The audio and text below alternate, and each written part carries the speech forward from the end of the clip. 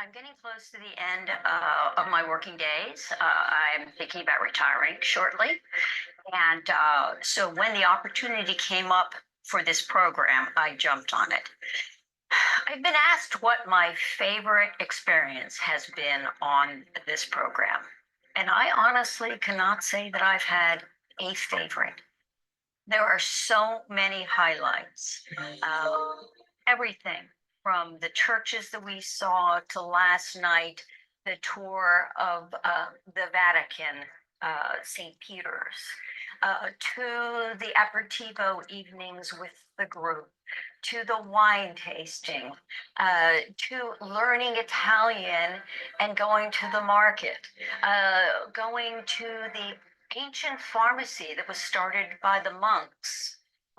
Everything has been wonderful. I really cannot say that there was one particular thing that stood out. Everything stood out. Come on this program, you will love it.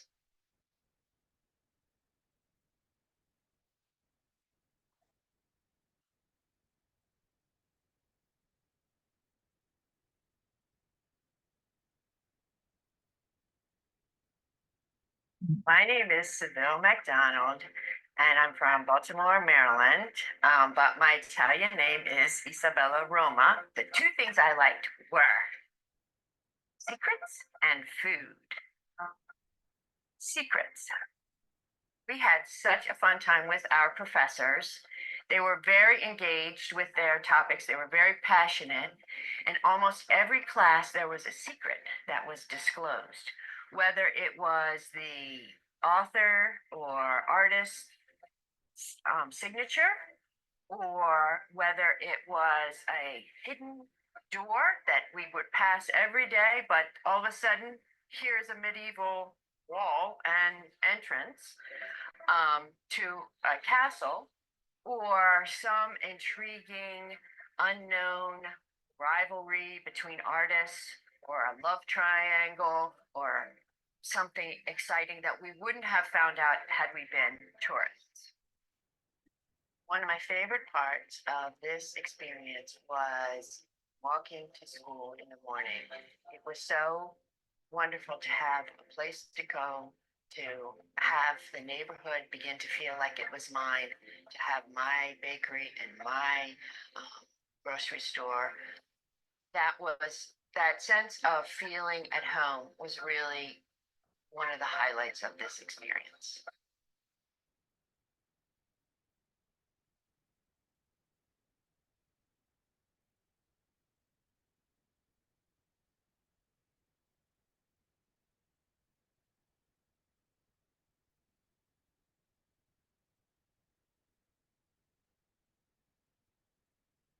Hello, everyone. My name is AJ Fitzgerald, and I'm the coordinator of the Adult Study Abroad program at Temple University Rome. I'm going to be conducting this webinar for you guys today.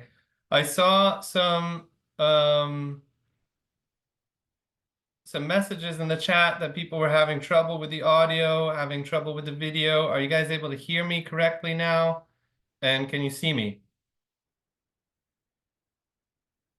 Great, great, perfect. Great, thank you guys. I was actually having trouble connecting. I had my headphones in before. I was having trouble with the audio, but I'm glad everything's working. Just so you guys know how this is going to work today, I have a presentation prepared. I'm going to pull up those slides in a second. We'll be going over as many details as I can about the Adult Study Abroad program, specifically for spring 2025. We can also talk about fall 2025 if people are interested in the fall, though keep in mind that the official dates for fall 2025 have not yet been announced, though we can talk about what we expect those dates to be within, give or take a week or so. So let me pull up my slides again, and of course, you can let me know in the chat if you're having any trouble seeing anything or hearing me. It's just me today, so I'm going to have trouble going back and forth between the chat and the Q&A and everything. So we'll take breaks along the way to answer your questions. But if I'm not able to respond right away, it's just because I'm only able to juggle so many things at once. Later on, after I've gone through the slides, we're very lucky. We're being joined by an alumna from the fall 2023 cohort of Adult Study Abroad. So you'll also be able to hear directly from someone who's been through the program, and you'll be able to ask her questions about her experience as well. So let me try to pull up my slides again. Hopefully they didn't disappear on me.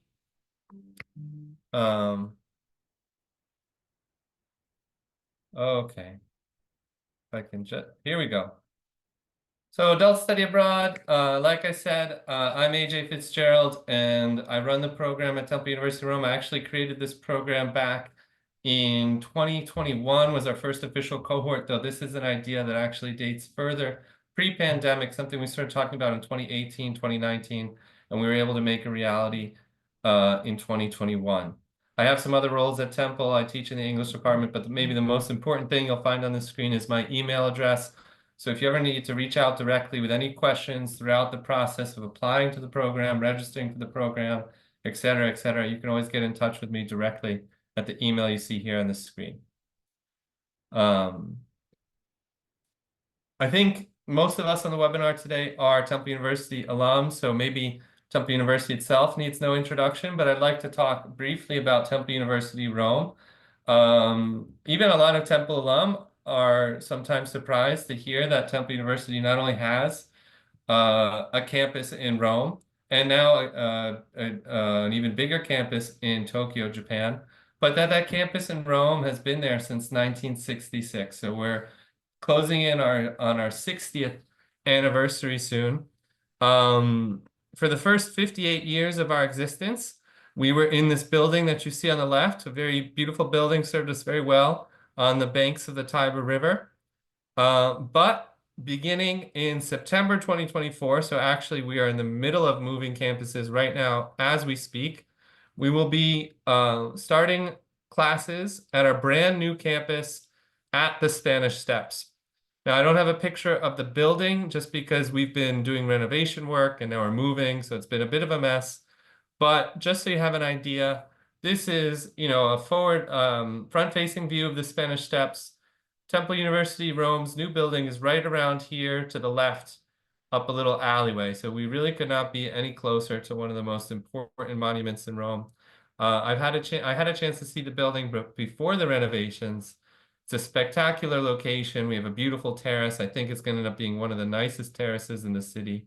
And we're really excited. So we're going to be starting the classes there in September. So for the 2025 editions of Adult Study Abroad, we will be fully based here at the new location, the Spanish Steps. A very exciting time to come. As we're going through the webinar, actually, we have the chat enabled, we have the Q&A. So if you have a question for me, it's best you put it in the Q&A section specifically, because that way it won't disappear on me. However, it may be nice also to introduce yourselves to your fellow prospective applicants. So if you get a chance, why don't you just drop your name and where you're connecting from in the chat to introduce yourselves to your fellow prospective applicants. And you can also let us know if you're a Temple University alum or what your affiliation with the university is. Here's a map of Rome. And I had to update this as well because we had an old map we were using. We're slowly updating all of our addresses and maps and things like that. But you can see the new location of Temple University Rome right here, and the Spanish Steps, you'd have to really zoom in here, is right here. So you really couldn't get any closer. And this puts us right in the middle of the action in Rome. We're stone's throw from the Trevi Fountain, the Pantheon. This is Piazza Navona, although it's not labeled here on Google Maps. We have Campo di Fiori down here. And then down further, you can see the Roman Forum, the Colosseum. On the west side of the Tiber, we have Vatican City and Castel Sant'Angelo. So really, a lot of Rome's most important monuments will be within easy reach of the new campus. So that's a little bit about Temple University Rome and our facilities. Again, we've been running undergraduate programs at the campus since 1966, but this adult study abroad program is something we officially launched in 2021 after a few years of pilots and internal discussions and planning. Now, adult study abroad, what is it? We get this question a lot because the truth is, while there are a lot of educational travel programs out there, since we've started this program, we've realized that there aren't actually a lot of study abroad programs targeted for adult learners. There may be a few private companies that do programs similar to this, but in terms of other universities, we haven't found very many who are doing something exactly like this. We think it's something new, but maybe something that's going to become much more common in the coming years because of all the interest we've seen.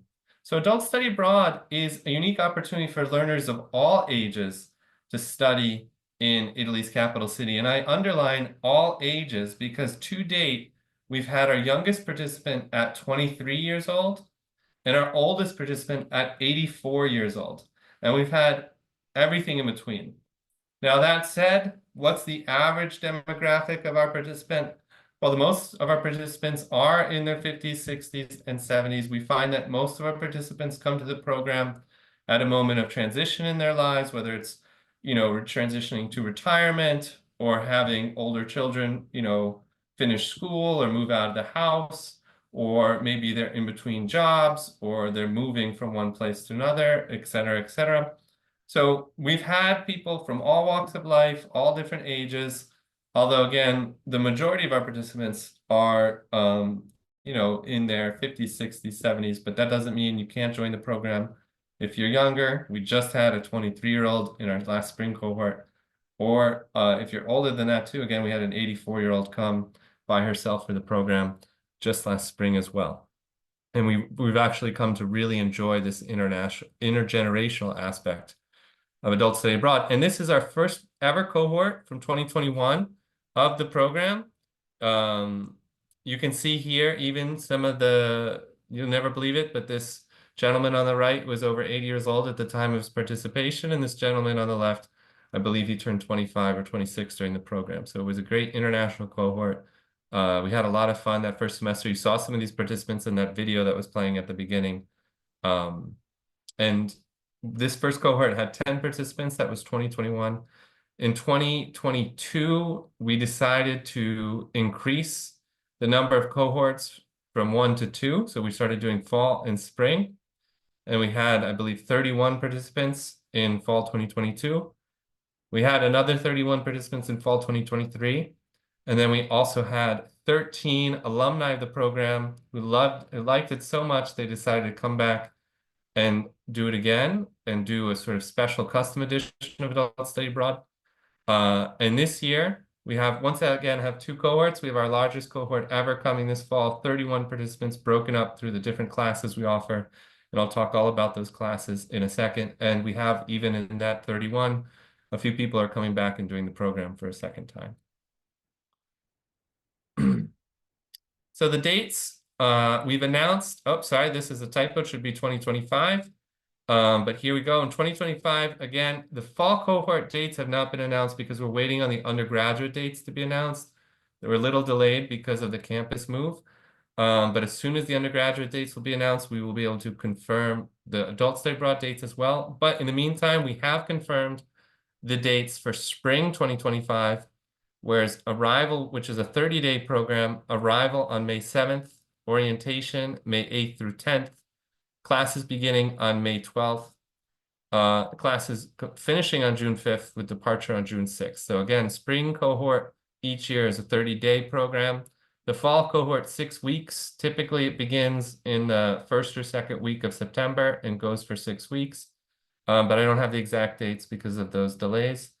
Otherwise, the 2 programs are very similar. It's really just to give people an option in terms of both the time commitment that they would like to invest in the program, as well as the cost, because obviously the shorter program is going to have a somewhat reduced cost.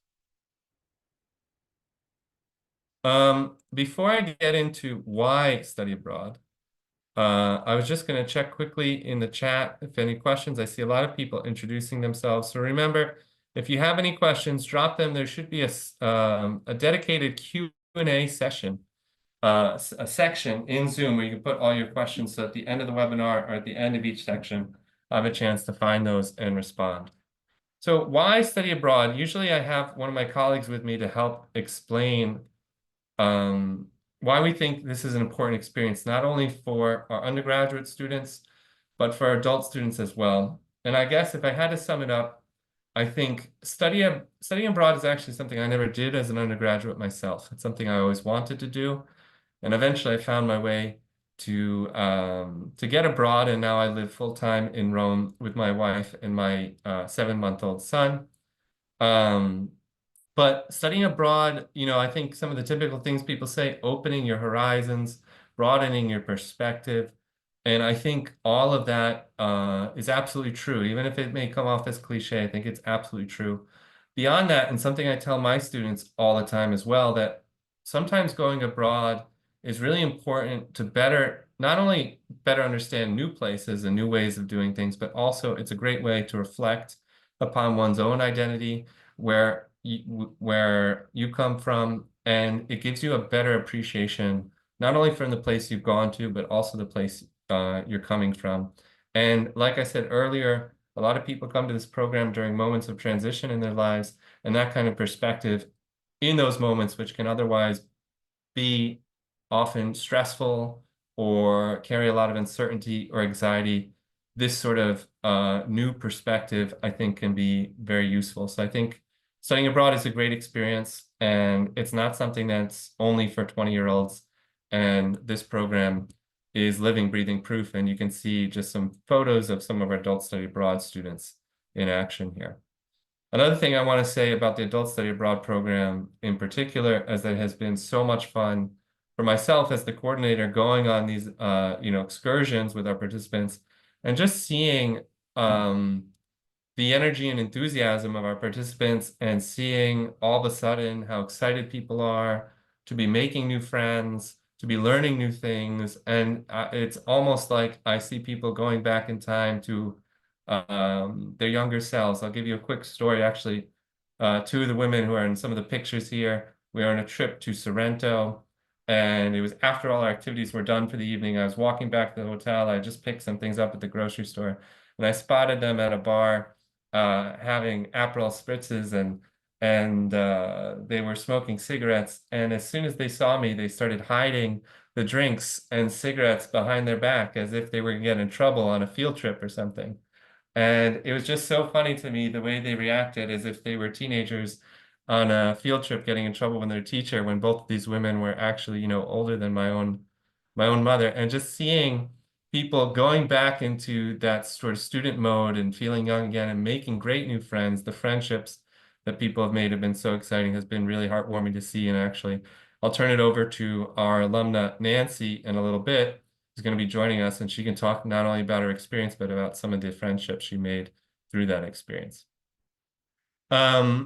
So that is kind of a general introduction to the program. Now I want to get into the sort of nitty-gritty details and what's included, what it consists of, what you'll be doing day to day. So the basics of the program you'll see here on the screen. It's either a 4-week, 30-day, or 6-week program. Rome is your classroom. This is really important. This is not an experience where you fly halfway around the world and then we stick you in a classroom that looks exactly like the classrooms we have in Philadelphia. There will be some classroom elements, but the thing is, and that we pride ourselves on also with our undergraduates, is our focus on experiential learning and experiential education. That means the entire city of Rome is your classroom, and these activities are going to be conducted out on site at the museums, at the archaeological sites, multiple times per week. Classes are held Monday through Thursday throughout the program. So that means you have these longer 3-day weekends to explore Italy or even Europe beyond on your own. And you're going to be taught by the same Temple Rome faculty who, of course, teach our undergraduate students. Now, that's kind of the timing and everything of the program, but let's talk a little bit about what you'll actually be studying. It is, of course, adult study abroad, and we like to say it's not just a vacation, it's an adventure, and it's an adventure that's full of learning. It's an adventure with a purpose, and purpose is one of the words that I've heard a lot of our participants use when describing purpose, and structure are some of the words that I hear a lot of my participants use when they describe their experience in the program. So your schedule will be filled with the following classes and activities.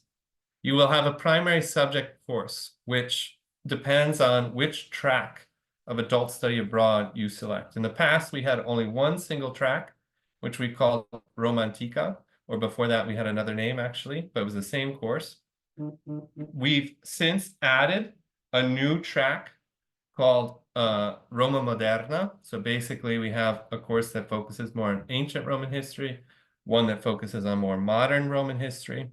And we are even considering in 2025, if we get enough signups, adding a third track, Roma Antica, to better sort of separate out the various subjects that our participants have been studying. And I'll explain that third one in a second because it's a little tricky and it's something new that we're thinking about for next year. Everybody who signs up in the program is also enrolled in an Italian language and culture course. And once again, depending on the level, the experience our participants have with the Italian language and the number of participants we have in each semester, we try to break participants up into 2 or 3 language sections. So let's say beginners, intermediate, advanced, but I hesitate to use those terms because ultimately we create the groups based on the participants who enroll. And we try our best to have our professors meet our participants where they are. We also have a film seminar. It's a seminar discussion-based class focused on Italian cinema. That's included in the base program. It's offered as an optional extra course, but there's no additional fee.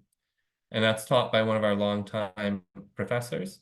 And then in addition to all the academic pieces, we have an orientation program, which is 3 days, including an all-day trip to Umbria, one of my favorite little towns called Spoleto in Umbria. And we have weekly extracurricular activities, and I'll give you an example of some of those activities in a second. So this base program is everybody who signs up for the program gets everything on this page for that same base fee. And then we have a few optional pieces that you can add on to it. And we do it this way so that people can sort of, once again, customize their investment in the program, both from the standpoint of cost and their time commitment. So we have optional courses that you can add if you want to take a deeper dive into a given subject. We have optional Friday excursions. These are all-day trips that take place on Friday when we don't have regularly scheduled classes. And we have 2 optional weekend excursions now. And I'll talk a little bit more about those in a second. So the first choice you'll have to make when you're applying to the program is choosing your track of adult study abroad. And primarily we have 2 tracks, and you'll see those asterisks on the third track that you can choose from. Roma Antica is a broad art history survey modeled after one of our most popular undergraduate courses called History of Art in Rome. And this begins with the Etruscans, a pre-Roman society, goes through the Roman period, and then connects those Roman classical origins to the medieval, Renaissance, and Baroque periods, which obviously drew a lot of inspiration from their Roman predecessors. Then we have, so it's a very broad art history survey covering both ancient history and Renaissance and Baroque art. Roma Moderna, instead, is a look at Italian history from the Risorgimento, or the unification of the Italian peninsula in the 1860s, onward towards the 20th century. So it includes the unification of Italy, World War I, the fascist period in Italy, World War II, as well as post-war reconstruction, and some of the contemporary issues that Italy is facing today. Finally, Roma Città d'Arte. So this is something we have considered adding as the program grows, as interest grows, as applications increase, in order to accommodate all the interest we're seeing. And basically, because the Roma Antica course is such a broad survey covering so many different topics, we thought it might make sense to eventually one day separate them into a course that focuses more exclusively on the ancient period, for those who are really mostly interested in the ancient history, the archaeological sites, things like that. And then another course that's more focused on the art history, so the second half, which would instead look at, maybe start in the medieval period spend a lot of time in the Renaissance and Baroque periods, and maybe even touch a little bit upon contemporary art. So the idea is to create 2 new courses, one for history buffs and one for art lovers. I have the asterisk here because in order to add this new third track, this third course, of course, we'll need to get enough people to sign up and do it. We're encouraged by the enrollment we had this fall that we may have a chance to do that very soon. So I thought I would just throw this out there and start getting people excited about this new option if we have any art history buffs in the webinar with us today. So that's everything you'll be doing.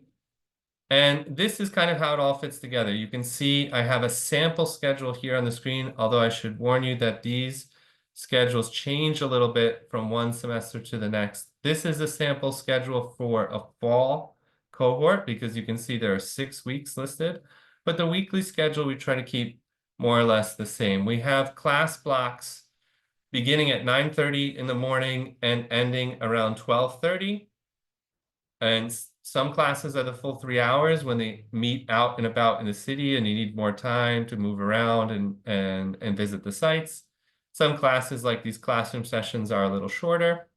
And then we have a second afternoon block from 3:30 to 6:30. And the reason we keep this really big 3-hour block in the middle is, one, to give people a little break in the middle of the day for lunch, to go home, refresh a little bit. But 2, because it also kind of follows the basic Italian schedule with the big break at midday for lunch. A lot of the places we visit actually may close for 1, 2, even 3 hours in the afternoon. And so we take a break as well, so that when we come back at 3:30, those places are going to be open again for us.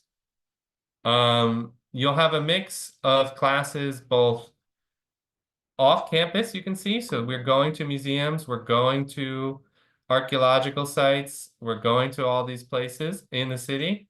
And then we have these classroom sessions where you see Temple University Rome here, where these are classes that are meeting actually in the building in a regular classroom. Then we have the 2 weekend excursions I mentioned before, 2 Friday excursions in the fall, at least 1 in the spring.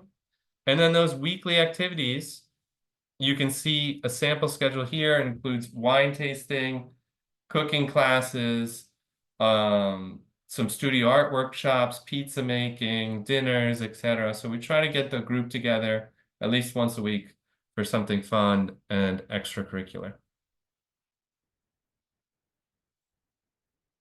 So I talked a little bit about this before, but here's some more details about those different tracks and those different courses. We have Romantica, and this is a photo of our participants from that first cohort. You can see it. I need to update some of these photos. You can see people wearing masks here because it was 2021. But this is Professor Rob Huber. His back is turned to the camera, but he's one of the fixtures in our Adult Study Abroad program. Your syllabus will look something like this.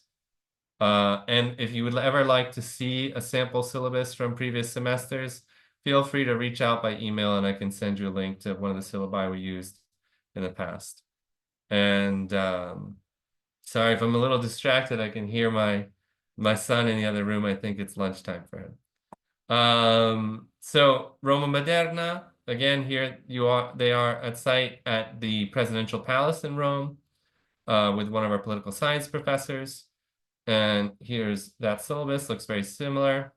And Roma Città d'Arte, as I said, I don't have the syllabus quite yet because it's a new thing we're looking to introduce, but it would be set up very similarly with visits to museums and cultural sites each and every class meeting. We try to schedule these classes for Tuesday and Thursdays. Then you have the Italian language and culture class, which sometimes people get nervous about taking a language if they don't have a ton of language learning experience. But I think our teachers really try to put people at ease and, again, meet you at the level where you are. Most of our participants come to the program with very little or even 0 Italian language experience. The class is not just a traditional lecture format where the teacher gets up and lectures you about Italian grammar for 90 minutes and then you go home. In our classroom sessions, which are twice a week, you're going to have Italian tutors. So these are Italian university students doing internship hours with Temple University Rome. We're going to be built into the classes alongside your professors so you can practice speaking with a native speaker even during class time. And not just the professor, but also tutors in small groups. Then once a week, you're going to have an Italian cultural lab. So an opportunity to get your Italian learning out of the classroom into a real world setting. One of the most common ones we do is a visit to one of the big markets in Rome. And you can do a kind of little scavenger hunt alongside your professor. And a lot of our participants end up buying quite a few nice things while they're there at the market. Typically, it's a big food market that we go to.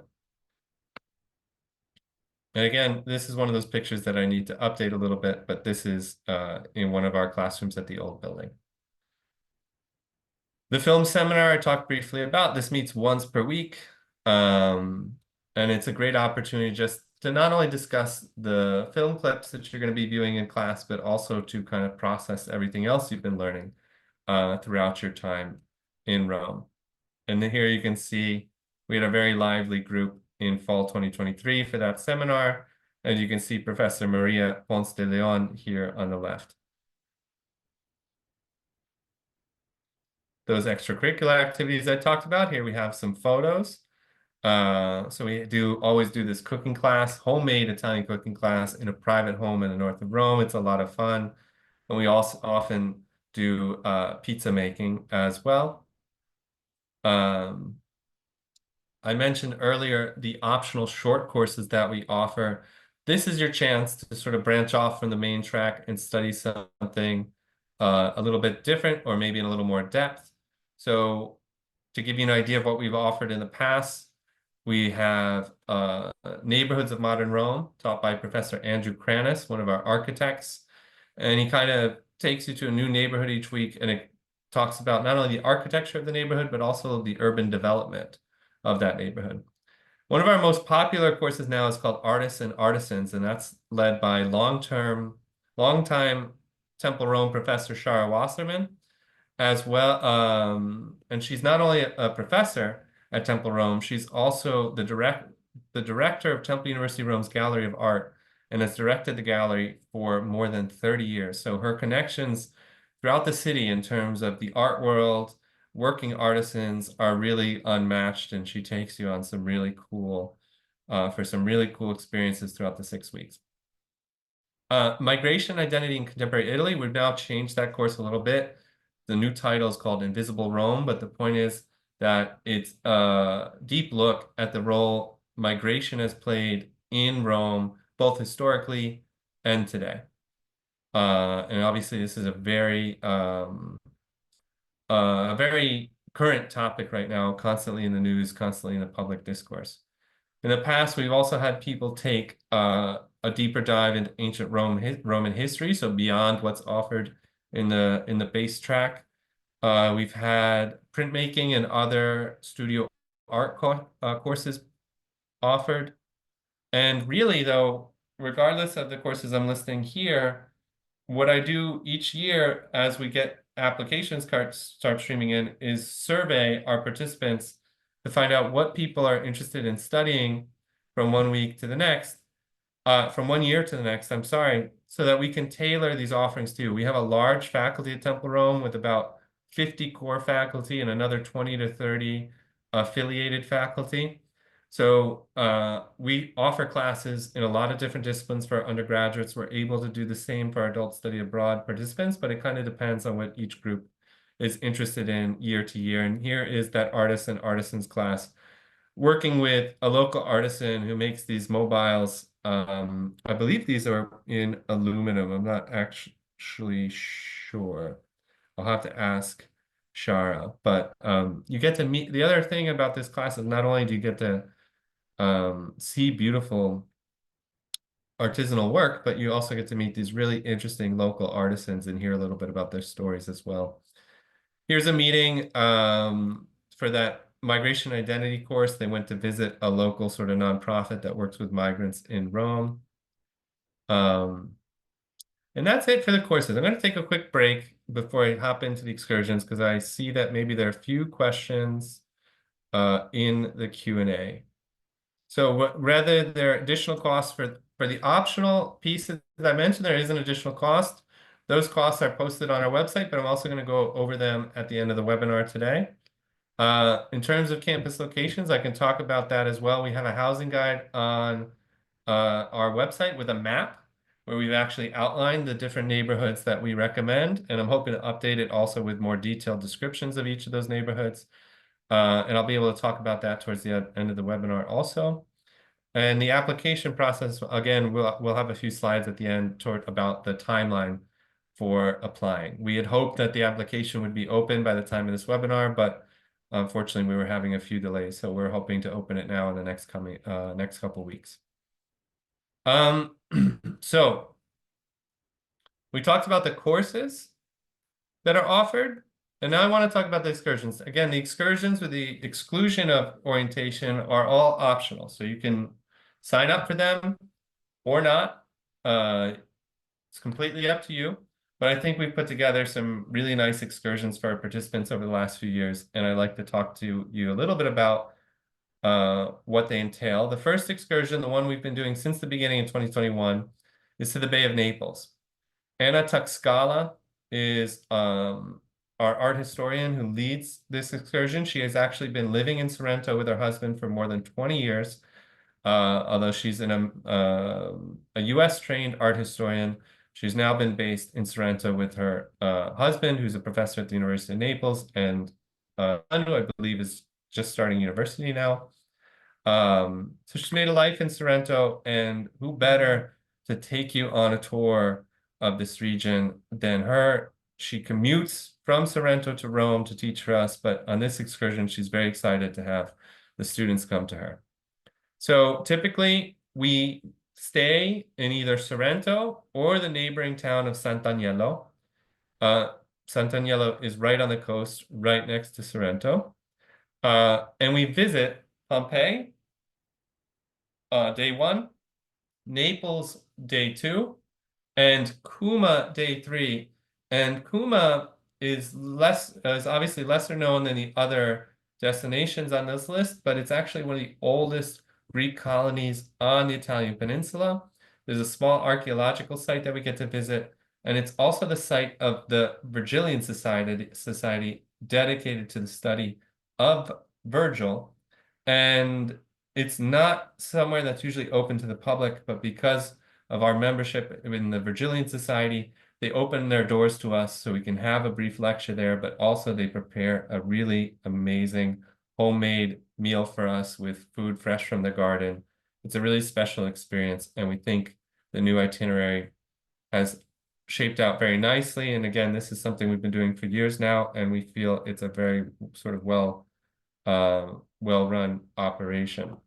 The nice thing about these excursions, and I think the most appealing part, is you sign up for the excursion and we take care of the rest. All you have to do is get on the bus on day 1 and we'll bring you back on the final day. And just about everything in between is taken care of in terms of the accommodations, the transportation, the tours, and even a lot of the meals. You can see that this 3-day tour includes 6 meals, which would be lunch and dinner on Friday, breakfast and lunch on Saturday, and breakfast and lunch on Sunday as well. So the only meal you have to consider on your own would be we leave everyone free Saturday evening to explore on their own.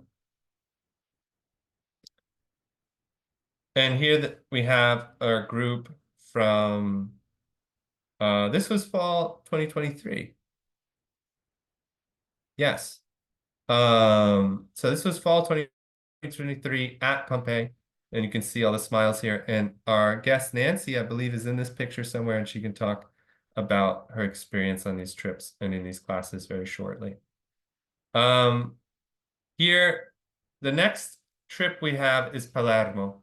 And the 2 trips, I think, complement each other very nicely, but they're quite different. They show different sides of Italy and different sides. They kind of align with the 2 tracks. We have one that lines up with the Roma Antica track, one that lines up with the Roma Moderna track. But at the same time, I think the Bay of Naples excursion is kind of, shows off this sort of dolce vita side of Italy, whereas Palermo is maybe a grittier, more contemporary vision of Italy. So depending on what you're more interested in, you can sign up for one or both excursions. So Palermo is actually a 4-day excursion, 3 nights. And we do that because with a plane travel and everything, it's a little too much to do in just 3 days. So we leave Thursday afternoon so we can get in, get settled, and get ready for some big days on Friday, Saturday, and Sunday. Again, it includes all your transportation, so your flights, your accommodation, the tours, the buses, and again, many of the meals. There's an extra meal here because we get in Thursday and we have a group dinner Thursday night at the hotel.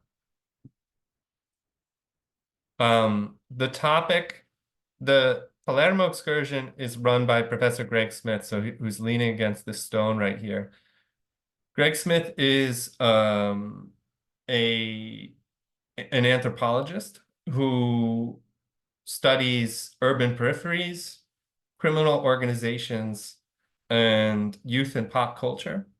And so the focus of this Palermo excursion in particular is actually social resistance movements in Sicily, specifically anti-mafia resistance movements. And where we are in this picture is actually at the Porta della Ginestra, which is the site of an infamous, unfortunately, massacre of farm workers who were meeting on Labor Day, May 1st, in Italy. And they're meeting to basically unionize and protest against the terrible working conditions they were under. And when basically they were set upon by assassins who were hired to break up the meeting. So it's a really important memorial in the history of these social resistance movements in Sicily. And we take a break from the city, the hustling, bustling city, to get out in the countryside. And this is one of the stops we always like to make. Here's a sample itinerary for the Bay of Naples excursion. You want to take a quick look. Again, we leave from Rome in the morning, go to Pompeii, and then we check in Sorrento, Sant'Agnello. We have a beautiful seaside dinner in Sorrento. The next day, we go to Naples for a morning tour. We have another great group lunch, and then we leave in the afternoon with some free time in Saturday evening. And then Sunday, we're at the archaeological site of Cuma before coming back to Rome. And we always try to hope to get in, depending on traffic, around 7 p.m. on Sunday. I don't have with me the itinerary for Palermo here, but if you send me an email, I'm happy to send you the previous itinerary we've used. Although just keep in mind, the first time we did that trip, it was a 3-day trip. That's when we realized it was a little too much and we started adding the extra day. The Friday excursions instead are just 1-day excursions. So again, sorry, this says 2024 here, I meant 2025, but each year we offer each cohort we offer 1 or 2 Friday excursions. Destinations vary semester to semester, but we have a few that we typically rotate between. Tivoli, these are some participants at the Villa d'Este in Tivoli, and we go here to visit the beautiful gardens of the Villa d'Este, but we also go to the Emperor Hadrian's Villa, also located in Tivoli. So we do a morning tour, a group lunch, and then an afternoon tour. These are participants from fall 2023 in the Sabina Hills, which is the countryside outside of Rome. We did this kind of in conjunction with the artisans course I mentioned. So we got to meet a lot of artisans working on the countryside, and we had a beautiful lunch here at the restaurant you can see in the picture. And then the third most common destination is Sperlonga, which is a beach town southeast of Rome, home to the Emperor Tiberius's villa, and had a beautiful collection of statues depicting Roman mythological figures.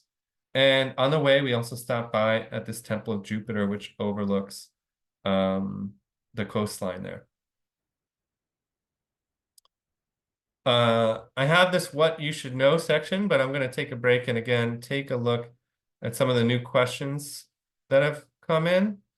So 2 excursions in the spring or just 1? Typically, we try to offer 2 overnight excursions, which in the spring means we would only have 1 Friday excursion because there's only so many free weekends in that shorter spring cohort. But it always kind of depends on how many people sign up for these optional excursions. We typically need about 10 people to make these trips work. I have more questions about cost. I have slides here with all the prices that I'm going to get to in a second. But if you don't want to wait, you can go to rome.temple.edu, the adult study abroad page, and we have a pricing and discount section, and you can see all the pricing for all the different program elements there, as well as the various discounts we offer. Now, what you should know, we also have an FAQ section, which we've recently posted on the website, which is even more thorough. But there are some common misconceptions about the program that I'd like to dispel here. One, it's not a seniors only program. Like I mentioned before, it's very intergenerational, so it's for adult learners of all ages. And this is once again a little outdated, but it's not just 23 to 81, the range of age in our past participants. It's now 23 to 84, and those are figures we're very proud of. And applicants do not need to be affiliated with Temple University. So if you have a friend who's not an alum, who's interested, they of course can join too. This is very important because so many of our activities take place off campus. The program can be pretty walking intensive. And so this is something you should prepare for if you're signing up. The city of Rome is beautiful and it's filled with historic buildings and great architecture, but because of that, it's very much not ADA compliant. You can have very uneven sidewalks, a lot of stairs, even the restaurants, you may have to go downstairs to get to the bathroom. This, unfortunately, is a reality of traveling in Rome that we want to make sure many of our participants are aware of. It's something I've become acutely aware of as a new parent. Walking around the city with a stroller can sometimes become unfortunately, a little bit challenging. This is not your typical travel experience. So it's not just tour guides that you're going to be following around, but university professors. I think the depth of knowledge they can share is really priceless. But also because it's a longer stay, like a study abroad program, it's not so much, all right, everybody get on the bus this morning and we'll drop you off in the evening. You're going to be living in your own apartment. You're going to be living in different parts of the city. And so you're going to have to live a little bit more like a local than you would normally on vacation. That means you're going to be doing grocery shopping, you're going to be doing cooking, you're going to be laundry, you're going to be navigating public transit and everything that comes with it. So it requires a little more independence than, let's say, a guided tour that you might get as a package from one of these private companies that's out there. It's a non-credit program. It's a program for personal enrichment. And we often get people who are worried about going back to school after a long time away, but we would like to reassure you that the courses are generally designed for beginners in each respective field. So you can consider each course about the level of an introductory undergraduate course in art history or political science or whatever it may be. There are no exams or grades in the program, and there are optional readings provided both before you get to Rome and while you're in Rome to accompany all of the visits that you're doing. And there will be limited homework for the Italian language and culture, just so you can kind of practice your language skills outside the classroom. Another thing is, while Italian is a big part of the program, it's not an immersion program. So most of the activities are going to be conducted in English. You're going to be hanging out with your fellow participants who you're mostly going to be speaking to in English. So you're going to be having 3 meetings per week in your Italian language and culture class, and there'll be opportunities to practice your language skills. But if you're looking for an immersion experience, if you're a little more advanced in your Italian language studies and you're looking for an immersion, this is not quite that. Cost, I know people were asking this before. Again, you can always double check these on our website if you forget the figures, but the base program starts at basically 3,000 US for the 30 days, or just under 4,000 US for the 6 weeks. The optional short courses are prorated, as you can see here, depending on length. The weekend excursion varies depending on whether you want a shared hotel room or a single hotel room. Those are the two figures that you see here. Typically, we're able to offer the two different trips at the same price because while the Palermo trip is a little bit longer, the accommodations in Palermo are often a little bit cheaper than in Sorrento, which is a very high-profile tourist destination. And the Friday excursions are $195, which includes the transportation, the guided tours, as well as lunch. Housing, airfare, and travel insurance are not included in the prices you see here. Okay, so we're running a little behind schedule. I want to talk briefly about the discounts and then get to Nancy, who's been very patiently waiting. And I want you guys a chance to hear from an alum directly. There are discounts offered to Temple University and Temple University Rome alumni, faculty, and staff, 15% off the base program fee. So that's as much as almost $600 if we're talking about the 6-week fall program. 10% for Temple University and TUR students and alumni. I mean, for parents of TU and TUR students and alumni. 10% for buddy travelers for group registrations of 2 or more. And there are also some smaller flat rate discounts for Temple University Senior Scholars participants or OLLI participants, but you cannot combine the different discounts. Now, I'm going to pull up one of our alumni here, so we can use the rest of our time to talk a little bit about what it's actually like to join the program. Here we go. Nancy, are you there?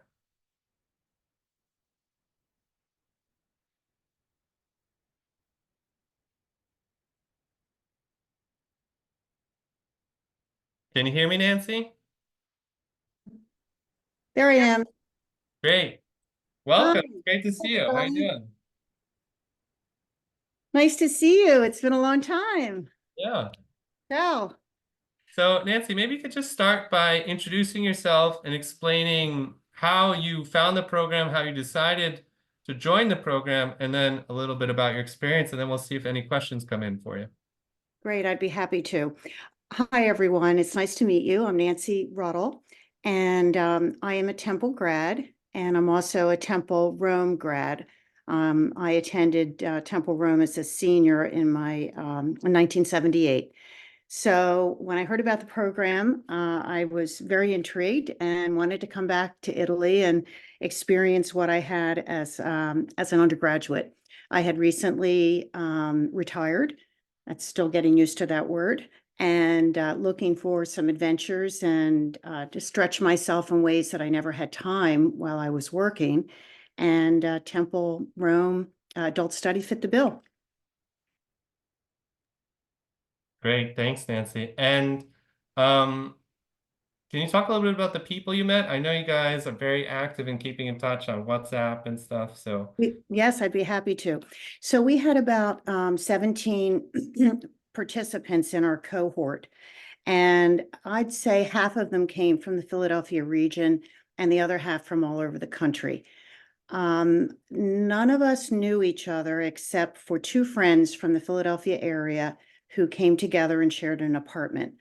Once we all became familiar with each other at an orientation in Philadelphia, I guess it was a meet and greet that AJ had put together, and it enabled some of us to get to know each other a little bit before we arrived on the program. So we did get together for some lunches and became acquainted, but we honestly all came in as strangers and we left as lifelong friends. It was truly multi-generational. I think our age group was anywhere from 34 to maybe 77 or 78. And another interesting characteristic about our group was that we came in as individuals. We were not, nobody came as a couple. and which I know couples are certainly do enroll in this program, and they have in other cohorts. But in our particular case, it was all single individuals. Not that you weren't married or in a relationship. I don't mean it that way. We just came alone, and that fostered very, very strong friendships because we were all navigating things together in the same way, and it worked out really beautifully. Great. Thanks, Nancy. I have someone raising their hand. Mary Janet, did you want to ask a question? Oh, I see. Although I haven't retired, That's I'm still getting Juliana. used to the term senior, but I'm not. Yes, I agree. So anyway, our group arrived in Rome, and how about the housing? Would it be helpful if I spoke about that, or do you Well, want? one second. I want to see what Mary Janet's question is. Let's see if she can. Mary Janet, do you want to ask a question or do you want to put it in the No, chat? that was a slip of the hand. Oh, okay. Sorry. No worries. Okay. All right. Hold on. There we go. All right. So I think Nancy could talk about really anything you guys might find useful. She can talk about housing. If you have any questions, go ahead, put them in the chat or feel free to raise your hand. But really happy to talk about that. Nancy, why don't you first talk about some of your favorite experiences and activities, and then we can go into housing if people want to learn more Surely, about be that. happy to. So just to get started, I arrived in Rome almost 2 weeks prior to the program, and it might be something you want to put into your calculation. I don't know how you may travel with jet lag or what your orientation time is to a new city, but you might want to build that in. I found it very helpful, and so I was really up and running. I was settled in my apartment and was ready to get going with the program when it started.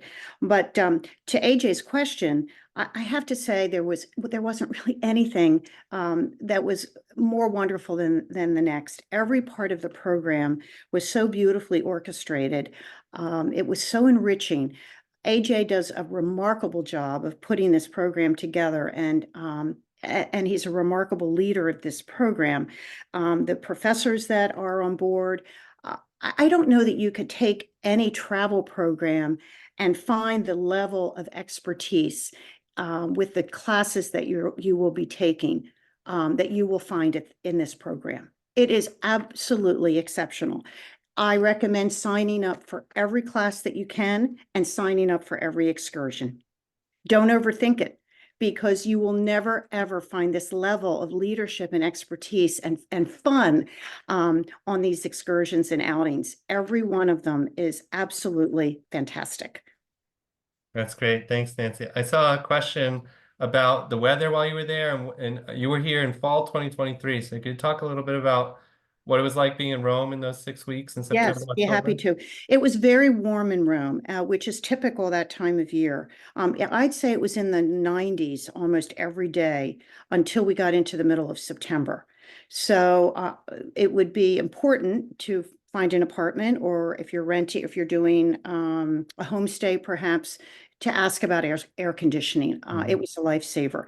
The other thing is we spent, to AJ's point, we spent a lot of time walking. This is a very intensive walking program. We are on our feet most days for hours at a time.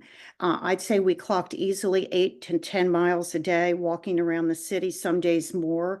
We did have rests in between, which was great. I mean, the professors are very tuned into this. We'd stop and get a cold drink, or we'd stop for a coffee, or we'd stop for a bathroom break. So don't be concerned about that. But it is definitely very intensive walking and navigating around the city. So plan for that. Yeah. And actually, we're starting next fall 2024, partly because of the heat, we're starting even later than when your group was, Nancy. I think our first day of classes is September 16th this Oh, year. that's excellent. Hopefully that will That's a help really a good little bit. accommodation. Yes, I think With the that's heat. great.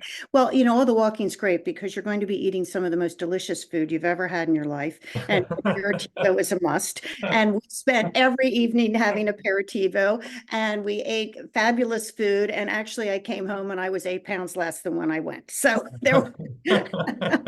And let me tell you, when you're there, you want to try absolutely everything. This is not a time to go and worry about a diet. It's time to be there Yeah. and to savor every bite of everything that you can experience. Yeah, great. Thanks, Nancy. So it seems like a lot of people are interested about housing. Can you talk about where you stayed and how you found it and how that Surely, process happy was? to. I did have I can't say a great leg up, but a little bit of a leg up having been in Rome before and having been an undergraduate there. And I had been back recently, just on a little vacation. So I was somewhat familiar with some of the neighborhoods. But there are a lot of options to choose from. I rented an apartment through Airbnb, which I would say most people did, except those who had, I think we had two in our group that had a homestay, a very successful homestay. And I think somebody rented through sabbatical. And that's for academics who are renting their homes or apartments when they're traveling. And somebody had great success with that as well.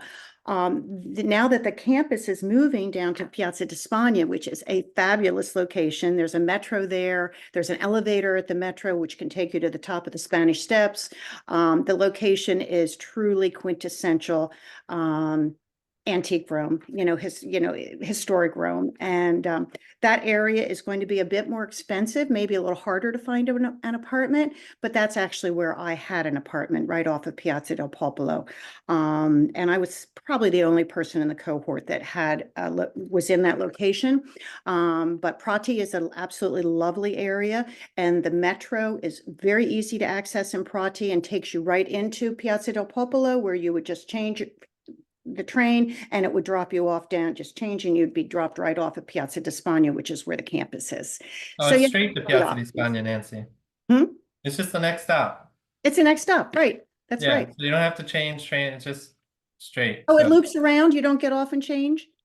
no, it's just the A line. It's Flaminio and then Piazza di Spagna. So super Oh, I'm easy. sorry. I meant coming from Prati. Yeah, Same straight. thing. Yeah, Oh, well, there, I learned something new. I didn't live in Prati. I wasn't aware that it looped around like that. yeah. But so there's a lot of options there. I particularly like the Centro Storico area because in the evening I spent many, many hours walking the streets. I felt very safe.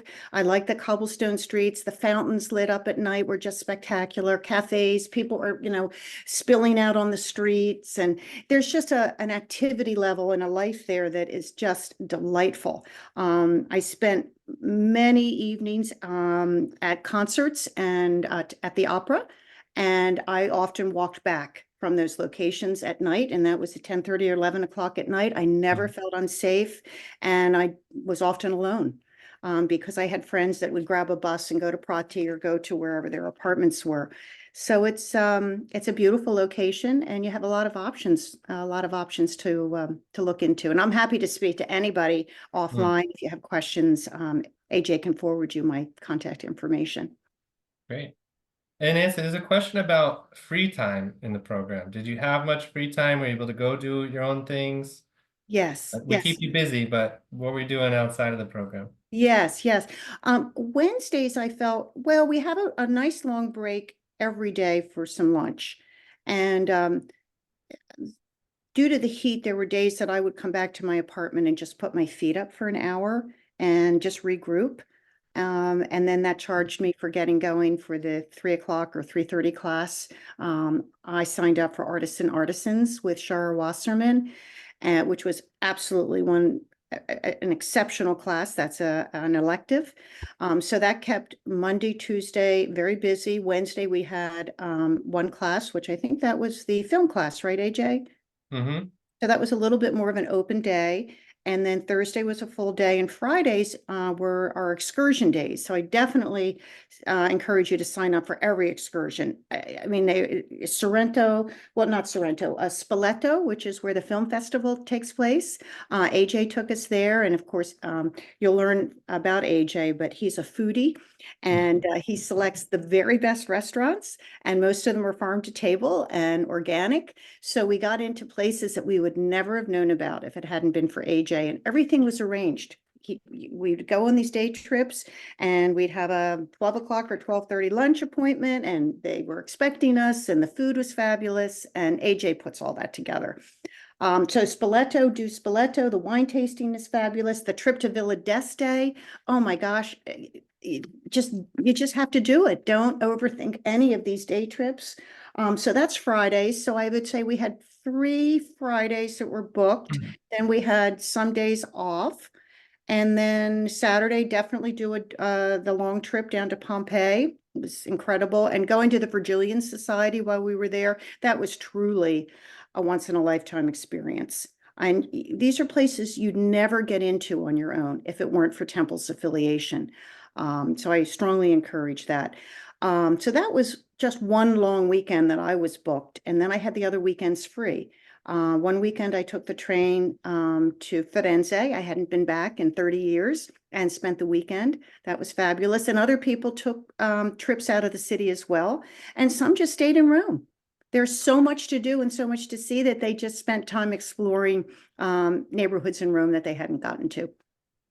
Great. Thanks so much, Nancy. So I'll see if more questions come in. I see 2 questions right now about the difference between the spring and fall semesters, which I'll talk about maybe very briefly, and then housing costs, which maybe we can both talk a little bit about, Nancy. I can talk about what I've been seeing last few years, and you can talk about your personal experience. In terms of the difference between the two, the fall and the spring, weather-wise, I'm going to knock on wood as I say this. I should mention that since 2021, it's now 2024, we've been doing, 2 cohorts a year since 2022. We've never canceled an activity due to bad weather. We've never had to cancel an activity due to rain or anything like that. So we choose the times of year very specifically to take advantage of the best possible weather in Italy that we can. So the beginning of the fall semester, early September is still kind of hot, but then it cools off. And I think October is frankly one of the most beautiful times to visit Italy. Same thing with May. Year to year can change a little bit, but April can be very rainy. And in the past, we have seen a little bit of rain in May.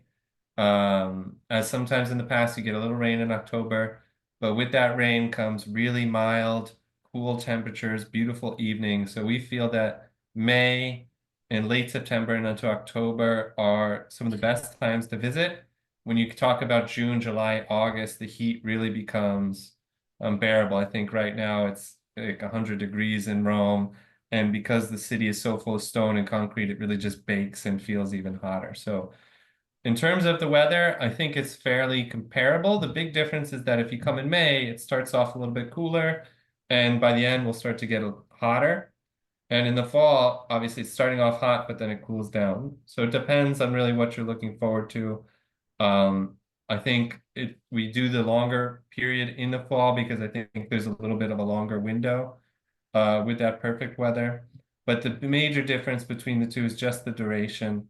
It's whether you want to commit to 4 weeks, and that's what your circumstances allow. If you want to spend even more time in Italy in the program in 6 weeks, the content is all the same. The weather is mostly comparable.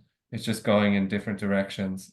In terms of housing costs, this varies greatly. It depends on where you're staying. Nancy mentioned, the Spanish Steps is one of the, frankly, most prestigious neighborhoods in Rome. So if you want an Airbnb right next to the new campus, it's going to cost quite a lot. But the nice thing is that it's so well connected by public transit that you don't have to stay right on campus. You could stay anywhere along the metro. And we typically recommend this neighborhood, Prati, which is just across the river near the Vatican. This past year in 2024, I was helping some people look at options, and I think the very, very cheapest options I saw on Airbnb were around 3,000 euros total for the 6 weeks, but these are like studio apartments. They were small, and these were the very cheapest ones. But more likely, I was seeing a lot in the 4,000 range. And then if you want more rooms, or depending on the location or whatever, you can get even to more expensive options. So it really varies depending on what you want, what your criteria are. We'll help you throughout the process to search. Something you should be aware of in 2025 is that it's a Jubilee year in Rome. So this is part of the reason we're trying to start even earlier than usual in terms of opening applications and doing the outreach for adult study abroad, so you can get your housing settled even earlier than usual. You can even start now, frankly, if you're really interested in joining the program. The nice thing about Airbnb these days is there's a lot of really flexible cancellation policies. So you can even book something today with free cancellation. And then if you find something better 3 months from now, you can just cancel it. And someone asked about the cost of a homestay versus Airbnb. A homestay is consistently the best value accommodation option, and we do have a homestay coordinator that we work with who could set a homestay up for you. They often include not only a room, but also a certain number of home-cooked meals per week. So if you're looking for a more immersive experience and a great value experience, I would highly recommend the homestay. That said, it's not for everyone, because effectively you have a roommate, you're a guest in someone's home, so it depends on whether you want your own space or not. Nancy, what was it like for you and your fellow classmates? Yeah. Well, Corey had the homestay, and I think she had ended up with a very nice situation. I think it was $300 a week with breakfast and a couple dinners a week. That's very unusual. And fortunately, I think she found it through one of our Italian professors who knew somebody. So it's sort of a networking thing. But that is, I think that's a bit of an outlier. My apartment, which was just a one-bedroom apartment, I think it was 4,000 for the month. And then, but be aware, some apartment owners aren't approved by Airbnb to rent for more than 30 days. So I made an arrangement with the owner of my apartment to pay her directly for the 2 additional weeks, because she couldn't book me for more than 30 days. So some have licensing for more than 30, some just have 30. So don't, let that deter you, because generally I think you'll find that somebody that you want to rent from will work with you. And I just showed up with euros and paid her in cash for the difference for another couple weeks. But it's, that all depends on how travel savvy you are and how comfortable you are with those types of arrangements. There's a broad range of considerations. I think too, considering that it is the Jubilee year, I agree with AJ that you should be, if you're committed to coming, you should get your apartment booked as soon as possible, because there'll be a lot of pilgrims coming into the city. It's going to have, more stress on the city than you would see normally. It's a very exciting time, but you want to be sure that you can firm up your housing. And what about Monty? I know that would be on the subway line, the metro line. It might be another neighborhood to consider. Monty's one of the neighborhoods we have on the map. It's a beautiful, very hip neighborhood, so we have it on our map of recommendations. It's not necessarily cheaper if people are looking for a cheaper alternative, but it's very hip, it's very cool, it's very central, so it's one of the neighborhoods we recommend. Again, we have this map online, and I'll try to put a link in the chat for everyone. I'm kind of stuck in my presentation. Here we go. I'm going to put a couple links in the chat right now for the housing, to our housing guide if you want to take a look. In terms of the homestay, Nancy was mentioning through a friend of the Italian professor, the homestay coordinator we work with is actually the sister of our Italian professor. So she's not a Temple University employee. She's an external private coordinator, but we've worked with her for a long time.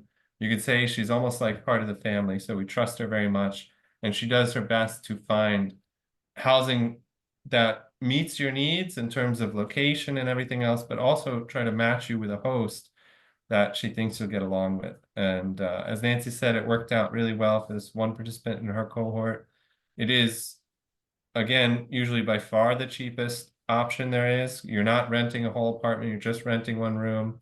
But when you consider all the meals that are included, it ends up being a really nice deal. And a lot of our participants end up making great friends with their hosts, which is the nicest thing. Now you have a friend in Rome that you can go back and stay with. So the range of housing costs vary quite a lot. I would say my best recommendation would be to hop on Airbnb or one of these platforms today and just put in these dates for adult study abroad and just see what the prices look like today. I think in the past, I used to try to give guidelines in terms of this is what you should expect to see, but there's been so many people coming to Rome since COVID that the prices, since we started this program in 2021, the apartments were dirt cheap, frankly. And they've been going back up not only to pre-COVID levels, but beyond pre-COVID levels. So the best way to verify the housing costs is to go online directly to those platforms and just see what the costs look like today. And if, may I inject something here Mhm. quickly? If some of you are living in the same area and you can connect, sometimes a two-bedroom apartment might be a little more affordable than a one-bedroom apartment, Mhm. believe it or not. And so if you meet, you know, somebody who's coming and you're just getting to know one another, you might consider becoming roommates. Also be aware that when you put in for a two-bedroom apartment on Airbnb, a lot of these apartments in Italy come up with a sofa bed in the living room. And that's not a second bedroom. So just be very mindful of that as you work through the options. Yeah.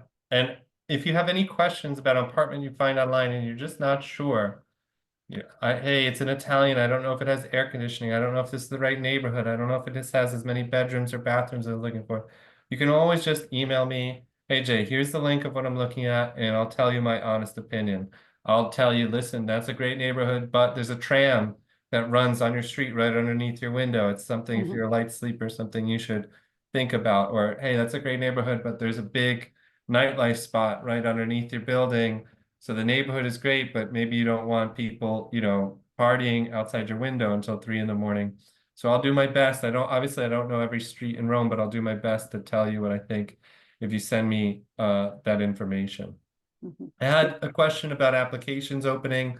The best way to keep up to date with the opening of applications is to sign up for a mailing list, because I'll be able to send out an email blast the day that they sign the day that they go live.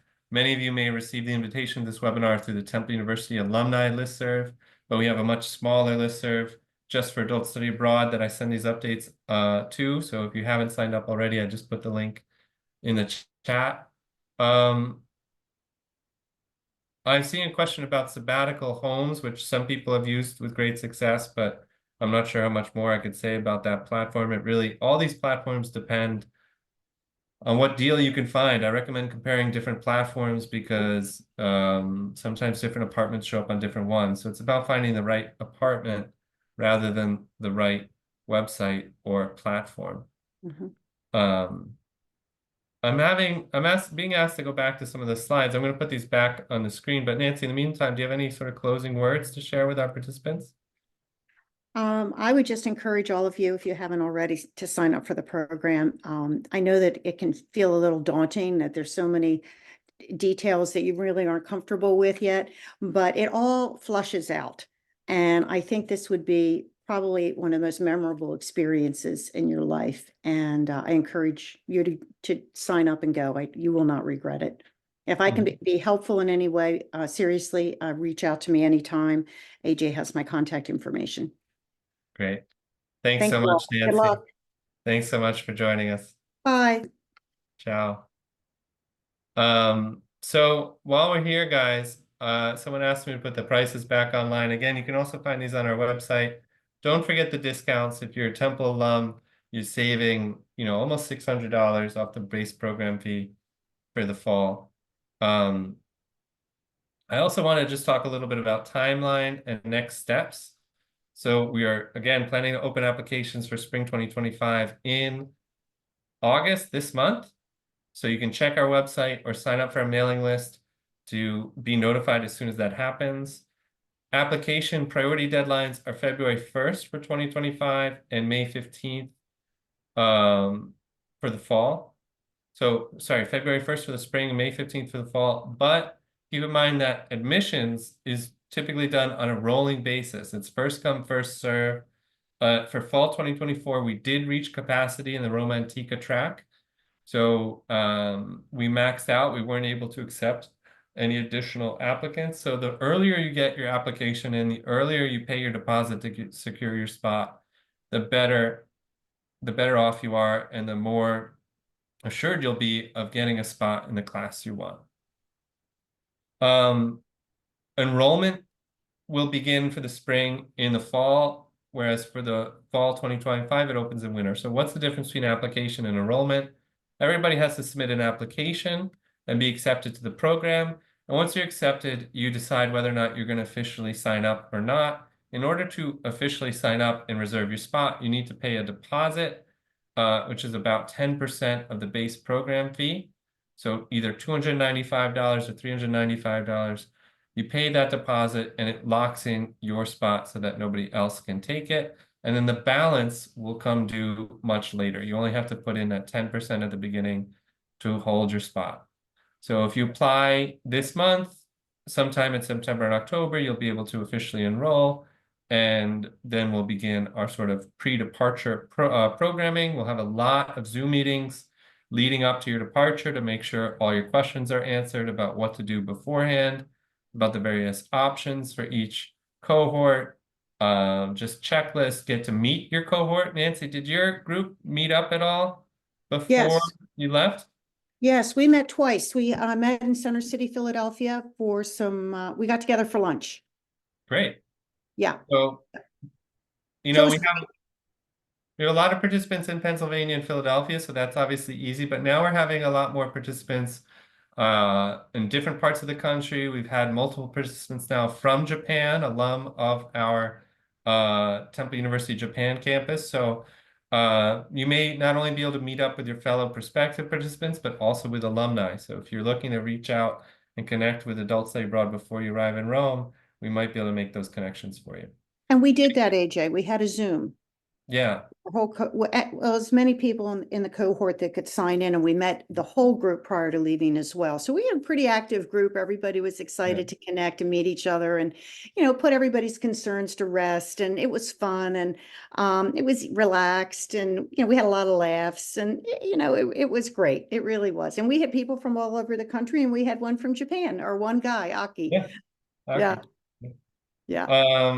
So we'll have applications, then enrollment. We do these Zoom meetings to get everyone sort of situated prior to departure. Enrollment is on a rolling basis until the dates you see here, but remember, earlier the better. Payment, the deposit is due upon enrollment. The weekend excursion fees are the next thing due because we need that money to book the hotels and everything. But the rest of your program balance, including for the various options, is due about 1 month prior to departure. So you have some time between enrollment and paying that balance. That's about everything I have prepared for you guys today. I'm going to stay on the line if you have any extra questions. Feel free to sign off if you need to run. I want to thank Nancy again for joining us. And even at the last minute today, really very appreciative, Nancy. It's always great to see you and connect with our alumni. Thank you. It's an honor to be asked. Thank you. All of our information is here. Our email addresses, our website, the subscription to our mailing list. So again, I'm going to stay on the line just for any questions there may be. But feel free to sign off if you need to. Thank you all for joining us today, and I hope to welcome you all to Rome very soon. AJ, I just want to add one thing if anybody's still on, and you may have mentioned this, but we did have several people that were working while they were in the program. Yeah.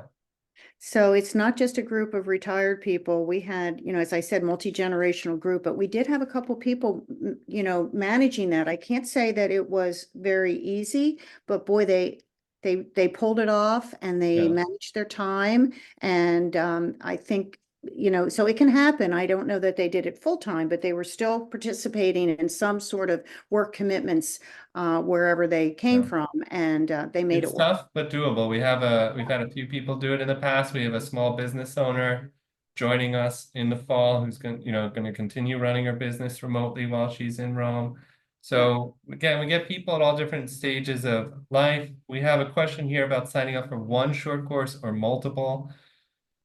Typically short courses at the same time, so it's not always possible to do multiple, but also I would discourage it just because I think you're going to be very busy. Nancy, you can talk about this, but I think one short course is usually enough just because, like you said, you're very busy, you're doing a lot of walking I as didn't know about a second short course, so I guess I was just talking about artists and artisans and then taking the film class on Wednesdays. well, there was the migration course, so they're talking about doing both. Do you remember? Oh, I think Some they're at people the do the same time migration. as artists and artisans, isn't it? Usually, not always, but even Oh, I if they're- see. yeah. No, I agree with you. I think you would choose one or the other. My misunderstanding. I apologize. Thank you. So FAFSA eligible, I have a question. Unfortunately, because it's a non-credit program, it's not eligible for the same sort of financial aid that our undergraduates receive. One day, hopefully, we might be able, through grant funding or donations or something, be able to offer more financial aid for the program, but we're not there just quite yet. Question about adult study abroad in Japan. All I can say is I have talked to Dean Wilson in Japan about replicating the program in Japan. It's something where it's on our radar. I can't say for sure when that will be, but I will say that they've just opened a second campus in Japan in Kyoto. So they've had the campus in Tokyo for a long time, but now they've opened a campus in Kyoto. And we think Kyoto would be a great location for adult study abroad programs. So that is certainly something that we have on our radar and you should keep an eye out for. Mhm. A question about the presentation. I should be able to share the slides. If I'm not able to put it in the automated email that goes out with the recording, feel free to email me and I'll send you a copy of the slides. The recording will be sent out to everyone. Oh, wow. Congratulations, Juliana. 40 years since graduating from Temple. What a great occasion to sign up for adult study abroad. I think I can think of no better way to celebrate. I'm just going to check if we have any more questions. Oh, the application. What's included? The application is mostly a formality. It's going to be collecting your basic information. There are a few, very short essay questions. It's not meant to be stressful. It's mostly meant to verify that you are in fact a real person and not a robot. Yes, don't sweat it. Yeah. And it's very quick. You can do it in, I don't know, a half hour or so. And other programs in other cities, again, like I said, I haven't seen a lot of programs out there. I've been contacted by other schools to learn more about adult study abroad because they've been thinking about doing something on their own, but I haven't seen many of those launch yet. So there are a few private providers out there who do adult study abroad type things, but it's not the same because they don't necessarily have university faculty. They don't have their own campus. It's a little bit different. So unless there are any other questions, I think that's everything for today. Thank you again to everyone for joining us, and a million thanks to Nancy again for joining us on such last minute. So, ciao, everyone. Ciao.